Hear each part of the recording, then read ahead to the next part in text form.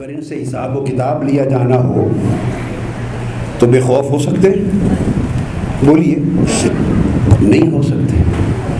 تو فرمایا لا خوف علیہم، ان کے اوپر قیامت کے دن کوئی خوف نہیں ہوگا۔ کیوں؟ ان کو بتا دیا جائے گا یہ اوروں کے لیے حساب و کتاب ہے، آپ کے لیے کوئی حساب و کتاب نہیں، سو بے خوف ہو گئے۔ پھر ایک بات رہ گئی کہ باری تعالیٰ چلو ہم سے تو اب کچھ پوچھ گچھ نہیں، ہم تیرے ہو گئے ہیں، اور خوف جاتا رہا تو اپنا خوف تو نہیں پر ہمارے اپنے بھی یہاں پھر رہے ہیں، اپنے بھی تو پھر رہے ہیں۔ فرمایا تم میرے ہو گئے ہو، سو نہ تمہیں اپنا خوف رہا نہ اپنوں کا غم رہا۔ تو باری تعالیٰ جو ہمارے اپنے ہیں، اتباع کرنے والے، اخلاص کے ساتھ ہم سے دنیا میں جڑے رہنے والے، ہماری پیروی کرنے والے، ہماری محبت اور اطاعت کرنے والے، وہ جو ہمارے اپنے ہیں ان کا کیا ہوگا؟ فرمایا تم سے حساب و کتاب نہیں ہے اور تم ان کو پہچانتے جاؤ اور کوٹا دے دیا جائے گا، جتنی جس کی طاقت ہوگی روحانیت میں۔ فرمایا اس حساب سے جو تمہارے اپنے ہیں انہیں بھی بغیر حساب و کتاب کے تمہاری شفاعت کے ساتھ بخش دیا جائے گا۔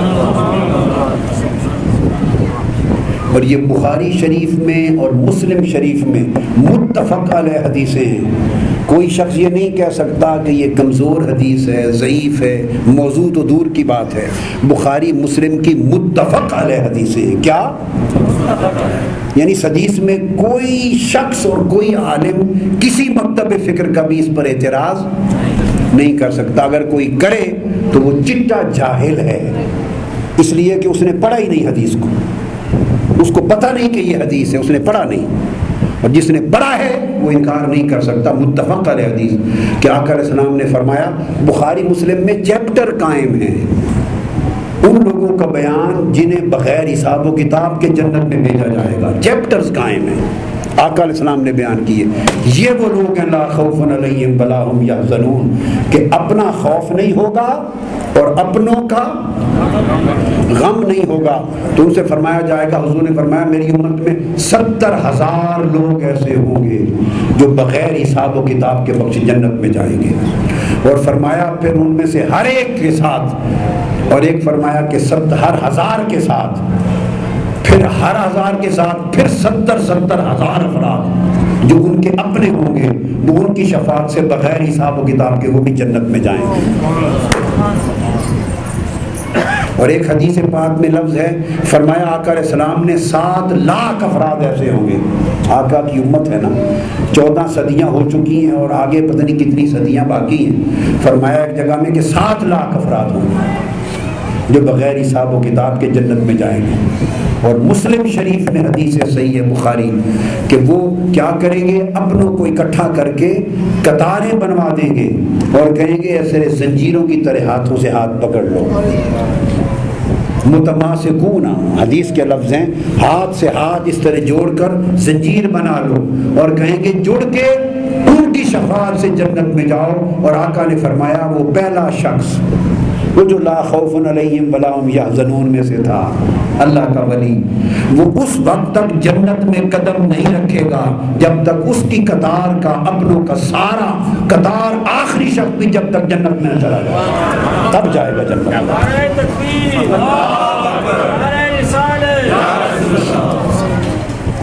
یہ سب کچھ تو میں ابھی قرآن اور حدیث بخاری مسلم بیان کر رہا ہوں، تو اس میں عرض کر رہا تھا کہ ان کی شان بیان کی، وَهُوَ مُحْسِنٌ فَلَهُ أَجْرُهُ عِندَ رَبِّهِ وَلَا خَوْفٌ عَلَيْهِمْ وَلَا هُمْ يَحْزَنُونَ۔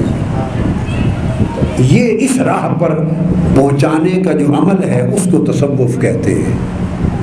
تصوف ایک نام ہے، ایک سبجیکٹ کا نام ہے، اصل تو سبجیکٹ ہے کہ کس طرح بندے کو اس مقام تک پہنچایا جائے۔ تو اس چیز کو ارشاد فرمایا کہ وہ لوگ، اور اس کے لیے قرآن مجید میں اللہ پاک نے بیان کیا، فرمایا الاخلاء یومئذ بعضهم عدو، الاخلاء یومئذ بعضهم لبعض عدو، فرمایا سب دوست، یہ آپ جتنے ہم دوست، سب رشتہ دار، یہ ساری دوستیاں یاریاں ختم ہو جائیں گی، اور قرآن نے کہا الاخلاء، کوئی دوست قیامت کے دن کسی دوست کے کام نہیں آئے گا. سن لیں، کوئی رشتہ دار کسی رشتہ دار کے کام نہیں آئے گا، سہیلیاں سہیلیوں کے کام نہیں آئیں گی، بھائی بھائی کے کام نہیں آئیں گے، میاں بیوی ایک دوسرے کے کام نہیں آئیں گے، ماں باپ اولاد کے کام نہیں آئے گی، اولاد ماں باپ کے کام نہیں آئیں گے. اور الاخلاء، ساری دوستیاں بیکار ہو جائیں گی. قیامت کے دن کوئی دوست محبت کرنے والا اپنے کسی دوسرے کو بچا نہیں سکے گا. پھر کیا ہوگا؟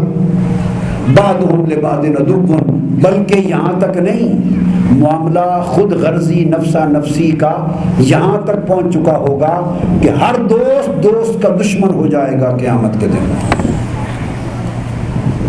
ہر دوست دوست کا دشمن ہوگا.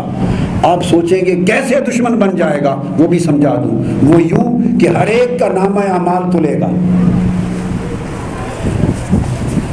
100 نمبر والا پاس ہونا ہے، اس کے 80 ہیں، 20 پر رہ گیا ہے، فرشتے پکڑ کے کھڑے ہیں دوزخ میں لے جانے کے لیے. اب وہ دائیں بائیں جھانکے گا اور کہے گا کہ کسی کے نامہ اعمال سے 20 نکال لوں اور مجھے مل جائے، وہ جائے جہنم میں، میں تو بچ جاؤں. ہر بندہ اپنے آپ کو دوزخ سے بچانے کے لیے اس کوشش میں ہوگا کہ کسی دوسرے سے لے لوں. اس معنی میں دشمن ہو جائے گا. ہر کسی کو اپنی بخشش کی فکر ہوگی، دوسرا بھلے جہنم میں جائے. نہ کوئی کسی کے عمل سے لے سکے گا اور نہ کوئی کسی کے عمل میں دے سکے گا. تو فرمایا کل دوست قیامت کے دن بیکار ہوں گے، کسی کے کام نہیں آئے گا. تو پھر کیا ہوگا؟ باری تعالیٰ، کیا کوئی طبقہ ایسا بھی ہے کہ جو قیامت کے دن کام آئے؟ یہ وہ طبقہ اولیاء اللہ کا، لا خوف علیہم ولا هم یحزنون، نہ اپنا ڈر نہ اپنوں کا غم.